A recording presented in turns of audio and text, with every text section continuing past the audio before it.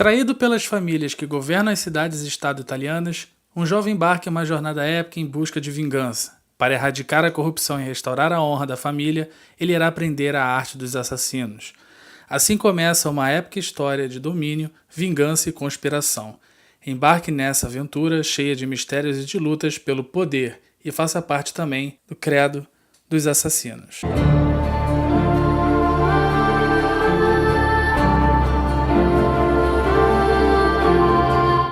Primeiro de tudo, queria falar o seguinte. Aqui está dizendo baseado no game best-seller da Ubisoft. Baseado coisa nenhuma, isso aqui é uma adaptação. Ela é uma adaptação porque é uma transposição direta. O que vai ter no jogo, vai ter no livro. E eu já digo que isso é um grande problema para quem é fã. Por quê? Tudo que você viu lá no jogo, vai ter aqui. Não tem nada de novo. Não existe uma substância real que faça com que você, que jogou o jogo, leia essa história e sinta. Pô, legal, fizeram esse livro por esse motivo.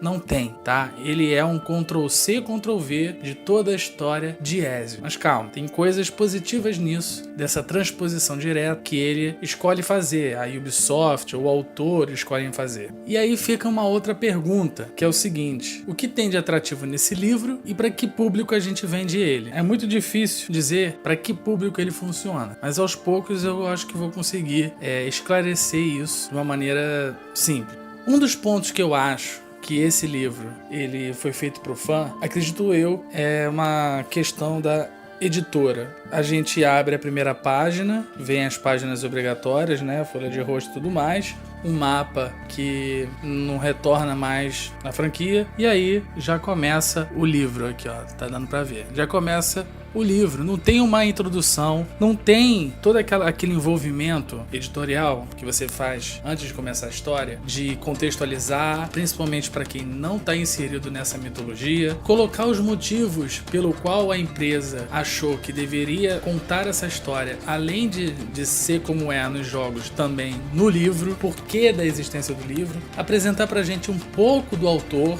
e não ficar apenas retido à orelha, que diz que é um cara aclamado, e eu não vi isso aqui no livro. Enfim, falta esse tato editorial. E existem outros problemas quanto à impressão, palavras comidas, travessão que não está presente. Muitas vezes eu tô lendo, eu acho que é um parágrafo normal, e quando eu vejo, peraí, não, isso aqui é um diálogo. Existe esse problema de impressão. E cara, 48ª edição, e ainda tem esses problemas muito básicos. Ok, temos esses problemas editoriais, essa falta de introdução.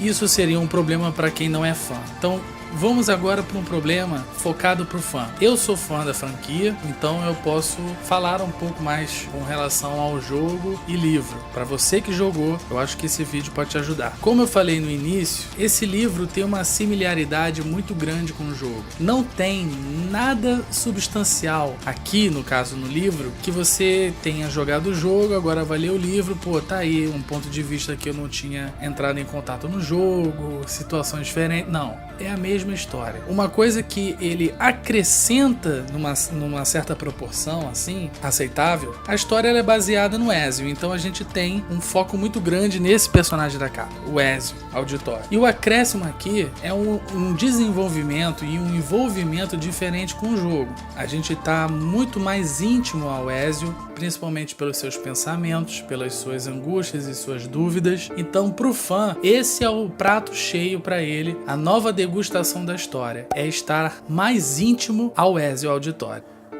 Então quer dizer que ele tem um problema por ser muito igual ao jogo, mas ele traz essa questão do Ezio, então não é de todo mal. Qual seria então o grande problema dessa história? Primeiro, falar um pouco sobre a adaptação. Adaptar não é fácil, principalmente, né, no quesito de você transportar de uma mídia para outra. Cada uma tem a sua peculiaridade. Algumas experiências você não consegue adaptar, vai ser própria de um livro, de um filme ou de um jogo. Só que o livro, na hora de adaptar o jogo, tudo que ele poderia colocar que fizesse referência ao jogo, à experiência do jogo, ele poderia conseguir fazer. O que o videogame traz pra gente que difere um pouco dos outros? É o fato de você viver aquela experiência, viver de fato. Claro, viver virtualmente. E a maior experiência que nós temos em Assassin's Creed não é você ser um assassino, é você viver a época, né? É isso que chama a atenção na franquia. O primeiro jogo você estar naquela Jerusalém, e o segundo jogo é você viver a Itália renascentista. Era isso que o livro tinha que conseguir colocar nas páginas. Definitivamente o autor não consegue. Por quê?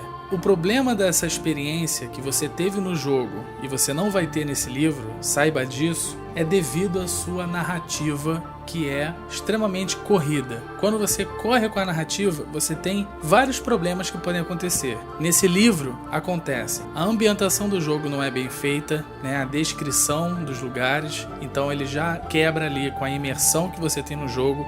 Viver aquela época, você não consegue aqui. Desenvolvimento de personagens, tirando o Ezio, algum outro que seja desenvolvido, muito pouco. Igual a ele, ninguém. E ainda tem mais um outro fator, mas vamos aos poucos. Ele está correndo com a narrativa, então ele não desenvolve o ambiente, ele não desenvolve o que está em volta de Ezio. Então a gente não consegue se conectar ao mundo, diferente do jogo. O jogo ele é perfeito quando ele mostra graficamente toda a arquitetura, as construções da Itália renascentista, assim como o funcionamento dessa cidade, os cidadãos, o que eles estão fazendo. O livro ele é completamente um passar de olhos rápido. Muitas vezes o autor ele coloca o Ezio numa situação que ele tem que chegar num local, e é um local que aparentemente é importante naquela Itália, uma construção importante, icônica, e o cara dá só o nome. No máximo é falar a cor de parede, sei lá mais o que. O ponto aqui é que muitas vezes ele só dá o nome, ele não desenvolve, ele não descreve.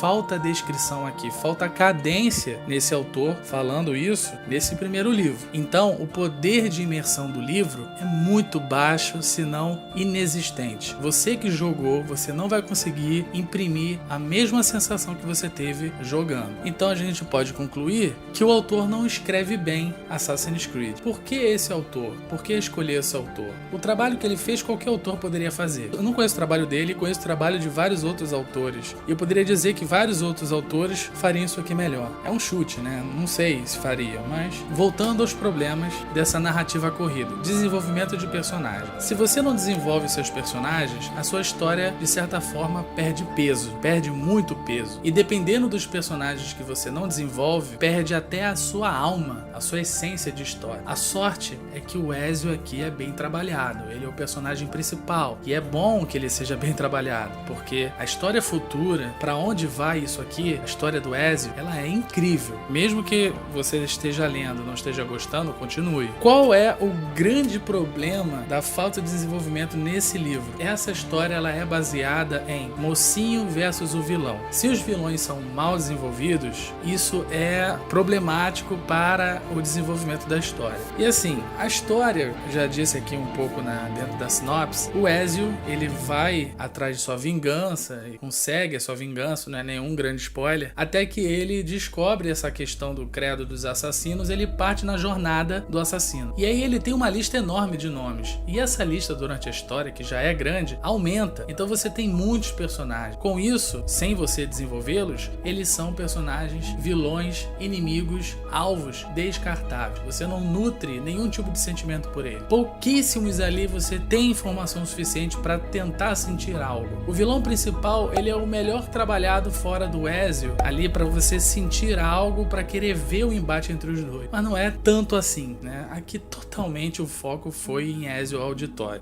Como eu tinha falado, existe um outro problema por causa da narrativa corrida. Saltos no tempo que tem no livro, a gente não consegue sentir o peso desse tempo, nem no personagem, nem na história que a gente leu. Talvez, acho que são 20 anos que se passam nessa finura aqui, ó. Isso aqui de livro. São 20 anos de história, se eu não me engano. Posso estar falando errado, não tô lembrando. Você tá lá lendo, passou 2 anos, passou 1 ano, passou 5 anos, e você não sente peso nenhum desse passar de tempo. Por quê? Porque o cara não traz a cadência, o cara não traz o desenvolvimento da história, o cara não traz as descrições dos lugares para dar aquela respirada de narrativa que é muito acelerada. Então isso é um problema, assim, para mim me incomodou muito. Existe um outro ponto que eu gostaria de mencionar para o fã, que é a não adaptação a alguns símbolos da franquia Assassin's Creed. Talvez isso seja um spoiler, não sei, acho que não é um spoiler. Você que jogou saiba, não vai ter aqui os assassinatos aéreos. Ezio tá num local mais acima, salta, a lâmina oculta na nuca do inimigo, ele morre. Não espere por isso, porque não vai ter. Ezio aqui vai numa questão muito mais corpo a corpo, é um combate muito mais corpo a corpo. E inclusive, essa série Assassin's Creed, ela é marcada pela ação, mas também pela ação na furtividade. Aqui não acontece tanto e o autor não trabalha tão bem assim. Então não vai ter isso. A furtividade não é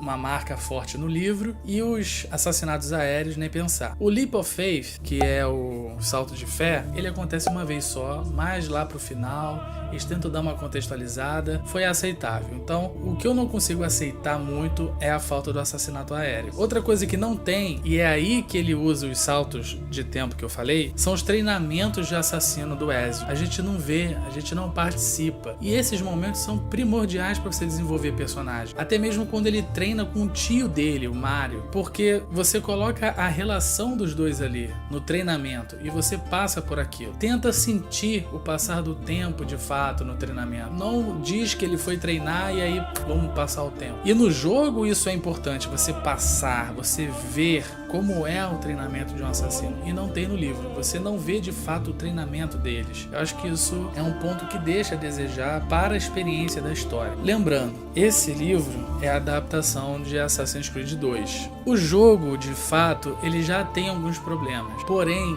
por ele ser um jogo, o gameplay consegue mascarar alguns desses empecilhos. E aí o que acontece? O jogo, de certa forma, ele é repetitivo. O livro cairia nessa mesma questão, de fato caiu. Depois da metade, eu acho, do livro, até o final, ele repete a sua fórmula narrativa. Isso, em teoria, se você for estudar roteiro, se você for estudar escrita, é ruim, é horrível. Então, pode trazer várias questões, como o leitor pode se cansar, porque é a mesma coisa sempre. Você que jogou o jogo já imagina. O Ezio tem uma missão, ele vai lá e faz a missão sempre da mesma forma, tendo os mesmos resultados. São pequeníssimas mudanças. Não é tão significativo. Dê uma chance, tenta para chegar até o final, porque eu acho que compensa depois. Mas existe aí um caminho longo, né, onde ele entra de cabeça nesse modo assassino, que começa a se repetir, e isso me cansou. Eu que sou fã e joguei, me cansou um pouco. A minha leitura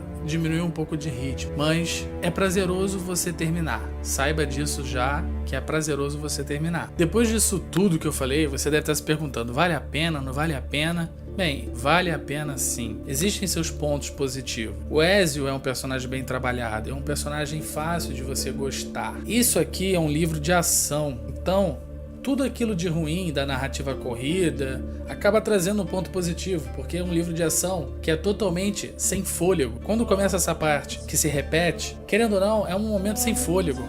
É muita ação, ação atrás de ação, ação atrás de ação. Então, como um livro desse gênero, e você sabendo que é um livro de ação, é capaz de você gostar muito, porque ele não para, totalmente sem freio. E para você que jogou o jogo, eu acho que é uma revisitação boa, porque ele não perde tempo com as coisas secundárias no jogo, ele vai direto. Ezio tem a sua missão e nós vamos aqui agora, do ponto A ao ponto B, direto. Para quem jogou, vai saber do que eu tô falando. O livro não mostra nada de Desmond, nada de Abstergo, nada de Animus, então é totalmente focado na época, na Renascença, no Ezio. Então eu acho que é a melhor forma de você revisitar a história. Ela vai direto no que quer contar, conta, o livro, né? Ele conta, o autor conta, você termina e tem todo o seu apanhado, porque aqui a gente fica na mão do autor, da narrativa do autor. No jogo, nós controlamos a narrativa. A gente tem que jogar para ver a narrativa e depende também do que você anda fazendo no jogo. Se você não seguir direto na história, você vai ter uma narrativa diferente. Então aqui eu acho que é uma revisitação boa, suficiente para você querer comprar. E é um item de colecionador que vale a pena para quem é fã ter na prateleira a lombada e completar as lombadas. E aqui um ponto positivo que serve para os dois, para o fã e não fã, Ao mesmo tempo que é uma narrativa corrida, a escrita dele é ágil, a escrita dele é leve, então é gostoso de ler, não é pesado, você não se sente cansado. Você lê os capítulos, você vai lendo, vai passando pelas páginas e não se cansa. E você acaba terminando esse livro rápido. E isso é bom. É o ponto positivo dessa narrativa mais rápida, mais acelerada. Mesmo que traga tudo de ruim, pelo menos você termina ela rápido. As considerações finais. É um livro que de fato não mostrou o motivo de ter sido feito, mas é um produto ainda, mesmo cheio de problemas que eu já mencionei, ainda é válido você que já jogou revisitar e você que não jogou ter um primeiro contato. E o melhor de tudo, você tenha o costume de jogar, isso aqui é uma entrada para o mundo da literatura perfeita, porque você vai estar lendo algo que você é fã, que você gosta. Ótimo! E você vai ter aí, no mínimo, 4 livros para ler, porque isso aqui faz parte de uma quadrilogia que eu vou explicar melhor em outro vídeo. E já você, que tem o costume de ler, mesmo não gostando tanto, pode ser uma porta de entrada para a indústria de jogos. Então esse livro faz esses 2 links, isso para mim sempre vai ser maravilhoso, te levar de uma mídia para outra e experimentar de tudo um pouco. Lá no Scooby a média dele é 3.9, a nota que eu dou para ele são 3 estrelas, que é considerado bom lá no Scooby. Tem seus devidos problemas, mas ainda acho que vale a pena. Dependendo da forma como você o compre, não fica tão salgado no teu bolso. Eu vou trazer uma parte 2, que é para esclarecer algumas coisas dessa quadrilogia inicial, que fala do Ezio e do Altair, que é um outro personagem, que é o famoso mestre de assassinos, mestre dos assassinos. Existe uma ideia que está sendo disseminada pela internet, não é tanto, mas quando aparece é sempre essa ideia, e ela é muito errada. Eu queria